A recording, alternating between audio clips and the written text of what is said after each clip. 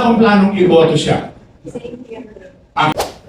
I can say na ako po ay nagre-represent sa yung kung tawagin namin ay MAD, Marcos Alistian. At yun pong no to war movement na kailan lamang ay inilunsad namin bilang upang pukawin, ipaabot sa mamamayan. Kasama po kayo na magkakagera. Magkakaroon ng gera. Hindi po biro ito at nakakalungkot talaga na hindi ito kinikibo ng mainstream media. Nakakakilabot. Baka bigla na lang may sumabog sa ating lipunan. Hindi alam ng mga tao. Yung ginagawa ng national government, itong Department of National Defense na yung mga paghahanda, no? Kapag may lindol, kapag may paghiw, no? Dapat gawin nila ito. Ang problema, hindi kumikilos ang DND. Sapagkat nasa kanila ito. Itong na ito, isang bureau to, nasa ilalim nila para paghandain ng mga tao. Siguro yung mga taga-DND mismo, sila, gustong-gusto nilang gawin ito. Gustong-gusto nilang gawin ito sapagkat the threat is for real. Subalit, walang direksyon, hindi sila inapasa. Kaya napakalaking bagay po nitong pagpupulong na ito para magtulong-tulong tayo para maipaabot sa sambayanan ng mga. If I may, if you will please allow me to properly introduce myself. Ako po si Peter Muto. Medyo pinakilala ko initially ni Ka Eric Mahigit isang taon lang nakakaraan. Unang impita para magsalita sa SMNI. Tungkol sa, kami nun nila Ka Eric ay nakafocus kami sa paglalantag sa Communist Party of the Philippines, sa New People's Army, at saka yung tinatawag na National Democratic Front. Sa paglalantad sa kanila na number one threat sa sambayanan.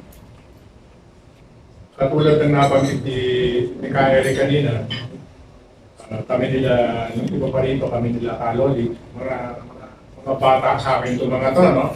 Parang ako yung parang pinakapanganay nila sapagkat bahagi po ako. Bahagi ako nung unang grupo nung itinayo ni Jose Maria Sison ang Communist Party of the Philippines. I was 16 years old. 16 years old po ako nung ako'y makumbinsin o mahalin lang at napasama ko dun sa Kabataan. Yung Kabataan Makabayan or KM ay yung youth organization na parang Prente. Kasi pag nirecruit ka ng CPP, hindi ka naman direktang re-recruitin at ipamumulat agad sa iyo ang kinakailangan maging na komunismo, ang marxismo, leninismo, kaysa pa mga objecto. Hindi po. Isasama ka muna dun sa patriotic movement, yung Kabataan Makabayan. Pupukawin muna yung pagiging makabayan mo. Sapagkat, that's how we were trained. Ako po'y aral sa public school, sa elementary. Pagdating ng bata sa eskwelahan, dumarating kami kasi ang official time ay alas 7 ng umaga, di ba? So by 6:30, nasa loob na tayo ng classroom at palalabasin tayo ng teacher upang umawit ng Bayang Mag-iliw. At memorize po natin yung Panatang Makabayan. Simula 6 na taon at kalahati hanggang matapos yung elementarya, high school. Memorize natin yan. Binibigyan din ko yan sapagkat yan Nandyan yung pagtatanim ng seed. Yan yung unang pagtatim sa kaisipan, sa damdamin ng tao, ng Pilipino, kung paano magiging makabayan. Yun po ang ginagamit. Bago ka gawing komunista, pupukawin muna yung pagkamakabayan mo. And that's how I was recruited. Just like others. Hindi, nabudol ako.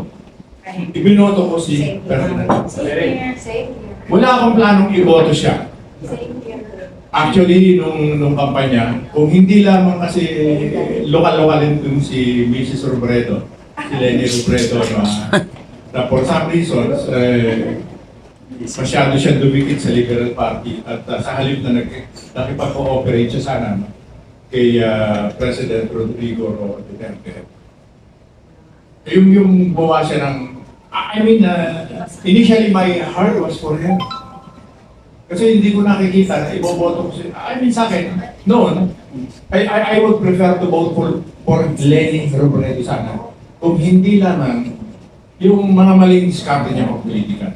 So when Ferdinand Marcos Jr. Tawa ng tawa siya na. And nakakilala kami ni Ka Eric. And then I started watching, listening to SMNI. Parang panibagong pagmumulat po sa akin. Salamat yan. Sa matter of fact, nagalit sa akin. Meron ako aktivista na I had to explain to him. Sabi niya, tatay, bakit may buboto si Bongbong Marcos? Bakit? Hindi ko maintindihan yan, sabi niya.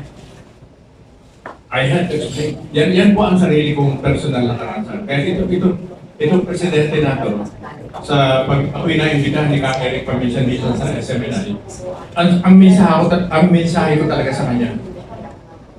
Masama itong ginagawa man natin, Mr. President, nag-iimbita ka ng disaster.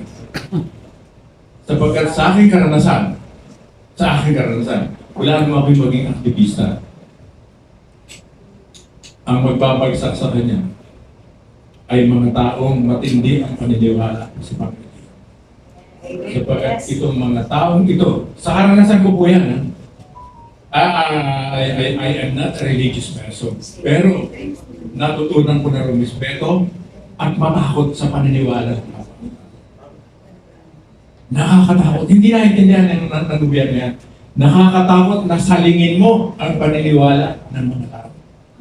Sapagkat narinig ko po sa inyo kanina, nakikinig ako mabuti, yung babala na binibigay ninyo tungkol sa mga disaster natin.